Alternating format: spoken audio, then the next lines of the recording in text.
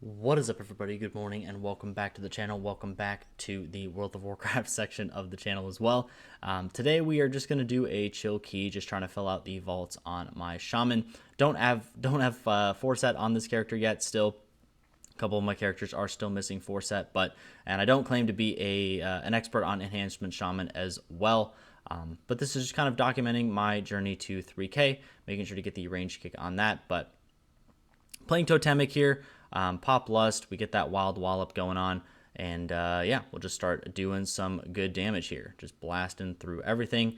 You might notice things that are not being done correctly. It's possible, for sure. But this is the first season I've actually played Enhanced Shaman too, which has been really, really cool. So it's fun to play a new class, kind of start learning it, and start doing some keys that are a little bit more challenging on this. So I'm going to do some absolute blastage on the first pull. Unholy DK, obviously going to gap me by a mile.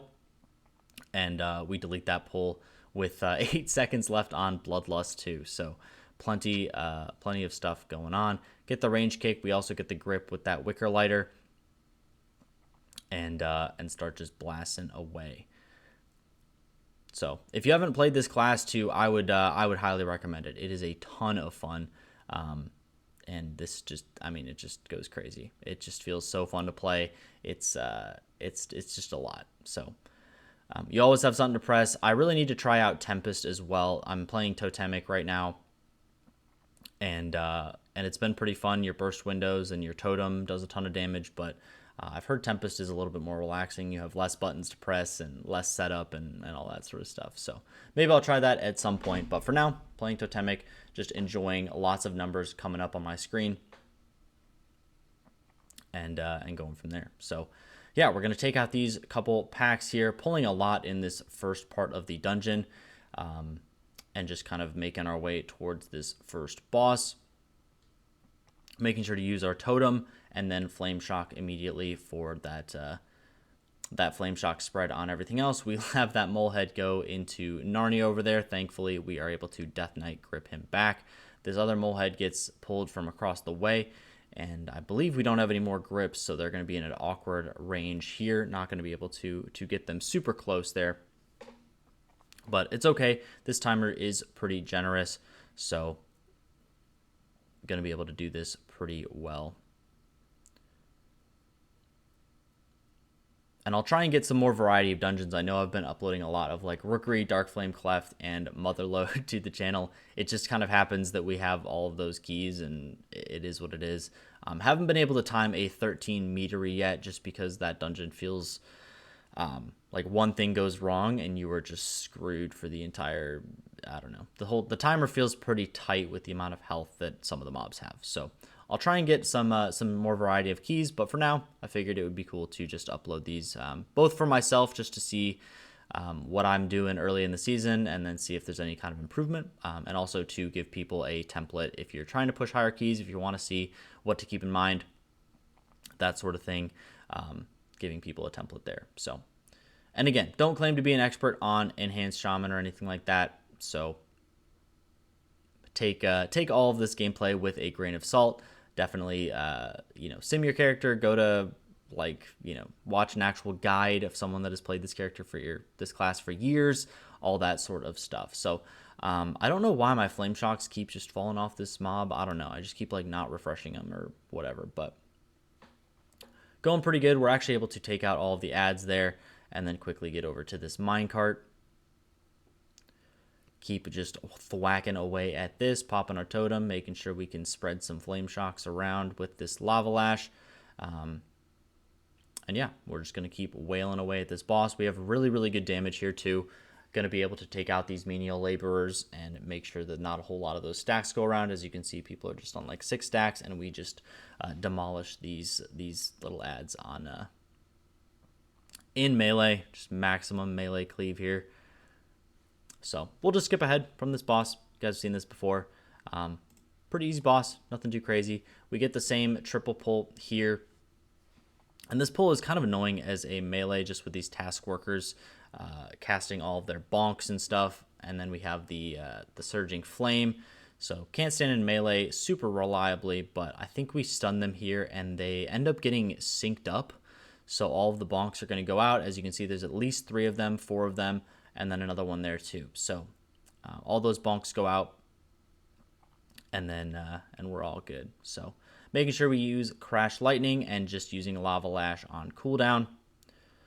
Getting tons of damage there. This DK is just going absolutely feral though. He is just pumping away.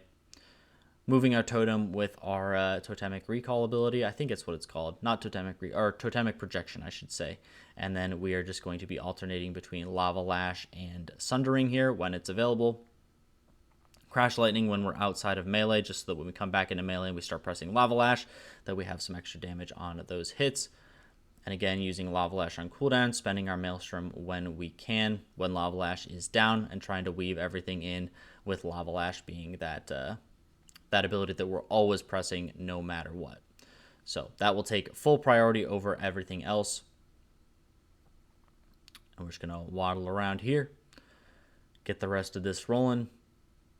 And this was actually the first key of the day that that we've been doing affixes. We did mostly 12s or 13s, or just attempted some 14s just to kind of limit test and all that sort of stuff. So it was interesting to be doing the affix again and all that sort of stuff. Put down a cap totem a little bit late because the mobs are already silenced. So I'm like, whoops, I stunned them in the fire, but that's okay. We'll Lava Lash, we'll get some good damage. We'll kick here. And this is just going to hurt. I see a lot of explosive flames going off, but I'm pretty confident that we can live those. And yeah, we'll just blast this pull. DK, again, just going absolutely insane on these AoE pulls. And just we're just going to be pressing Lava Lash, pressing Chain Lightning, just doing as much AoE damage as we possibly can. Lava Lash, Sundering, Lava Lash, more of that. So getting into this second boss here. We'll kind of skip ahead because people have seen this boss tons of times. You want to light as many candles as you can, blow out one candle, stand in the safe place. I actually kind of can't choose sides here, but that doesn't appear to do any sort of initial damage, which is kind of cool. So when this comes out, you just have to make sure that you are not standing in the pool after it's formed. Because as you can see, I was in it, didn't take any damage. That was pretty cool. So we're going to skip on ahead here. Boss just goes down without a hitch. Easy peasy. This room, we have a Demon Hunter with the Sigil of Chains, so we're going to be able to get these Flame Tenders nice and stacked up. Going to pop the Totem, Flame Shock, Sundering, Lava Lash, and yeah, we're just going to nuke this pack. DK is just going to, again, outshine pretty much everybody in these high AoE situations, so not much we can do to compete there.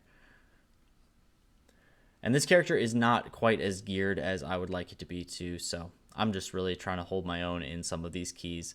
We'll pop our Trinket, Wolves, Primordial Wave, Lava Lash, Lava Lash, Lava Lash. We have Lava Lash pretty much on no cooldown there. Don't have quite enough haste to make it no cooldown at all, but get a ton of damage off the rip here. Get some good burst, and then we'll try and pop Wolves whenever it's up because we're farming the cooldown on that pretty quickly. Make sure to kick that Flame Cast. Massive Stomp is going to be a bit scary here, and I end up stepping in a Tornado as well, or a Volcano, I should say. Different natural disaster. And I kind of run out of juice here. I've blown all my cooldowns, and I'm just trying to do some more damage and make sure that this pull dies quickly. So, moving right along, this pack dies. We'll get into the Candle King boss. We lust on this boss too. I like lusting on this boss just because he's kind of annoying. It's a pretty hard healer check, so any break that you can give your healer in this dungeon is definitely appreciated. So, Darkflame Pickaxe, stand behind the soldier or the whatever's here. I try and take my position on the right hand side here to make sure that I can knock down this wax statue, as well as staying in melee to make sure that I can still hit the boss. So I'm going to do kind of excuse me, baby damage on this boss. Nothing super impressive here, but just trying to Lava Lash, pop defensive, help my healer out, and yeah, make sure that we're doing the mechanics, because this dungeon really does just kind of tip over if you do mechanics. So going to soak all of those wax figures there. We're just going to keep wailing on the boss, and I will skip ahead because it'll be just kind of rinse and repeat. It'll take a while to take down the boss here. And drag these Skittering Darknesses back into the cart. We'll Lava Lash, we'll Primordial Wave, Lava Lash, and then reactivate that. Do some good damage there. And there's finally a pull where I can feel good about myself with the Unholy DK not quite being able to get his damage off before I do. So I'm just giving myself a little bit of a pat on the back for that one. Shuffling Horror coming in, and we're going to try and get as much as we can in this pull because this cart is going to stop eventually, and we just want to make sure that we're not being inefficient with count. So yeah, so we're going to pop Primordial Wave, Lava Lash, Wolves, Lava Lash, activate that again, and we're going to do some big damage as burst on this pull. Making sure to use that Elemental Blast. I don't have full Maelstrom, but I just kind of hard cast it there to get that buff going. Yeah, easy pull, easy life. Affix comes out. This Affix is actually seemingly relatively easy to deal with. I don't know. I really like the first week's Affix that we got because on Bear Druid, you can just in-cap roar every single one. You just get that 20% haste, and it just feels fantastic. But it's been nice doing 12s and not having to worry about affixes too. The fact that the helpful affix goes away, you'd think it would be kind of annoying, but it's that you don't have that extra damage, but it feels great not having weird affix timings, not having to worry about that. It's just you versus the dungeon. So yeah, we're going to keep on going through this gauntlet here, doing some good damage. I'll just kind of skip ahead. We get these corridor creepers, and just let's move on. Kind of the last boss. We'll just do this gauntlet. We'll throw the dynamite at the darkness here, get him down to 90%. We'll do one more pull, getting perfect count at 98% here. Mage is doing some big numbers here. And we'll just try and get these corridor creepers done. And going into the last boss with almost 12 minutes on the clock, it'll be just about 11 minutes on the clock, is a good place to be. As you can see, we only have one death, so this was a pretty clean run. And so we don't actually have lust for this boss, but you don't really need it. This boss doesn't really do a whole lot as long as you do it correctly. So just going to do as much damage as we possibly can. Just, again, prioritizing Lava Lash. Using Crash Lightning when we have nothing else to press, really. Using Lava Lash as much as we can. And then I guess the filler is kind of Storm Strike, Lightning Bolt with full Maelstrom, Elemental Blast with full Maelstrom, and doing something like that. So we refill the candle here, insta-kick the summon adds.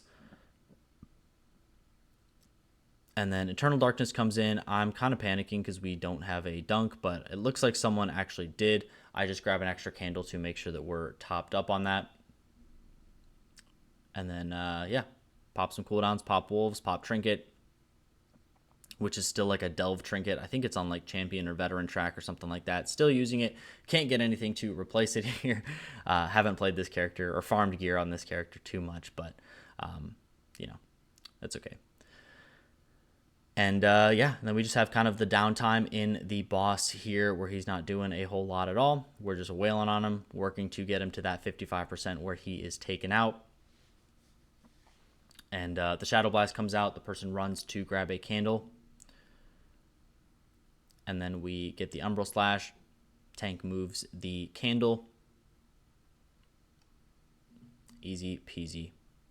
And then we should get Eternal Darkness coming up soon. Our candle is at about 80%, so we're sitting in a good spot. Mage is going to sit here, wait for the first tick of Eternal Darkness to come in, and then he dunks the candle, getting it back up to 100%, and the candle finally kind of resets at about 50% there. So, yeah, so this boss is just going to kind of tip over. It's going to be the last little bit of this dungeon, but thank you all for watching. If you want to see more content like this, don't hesitate to leave a comment, leave a like on the video.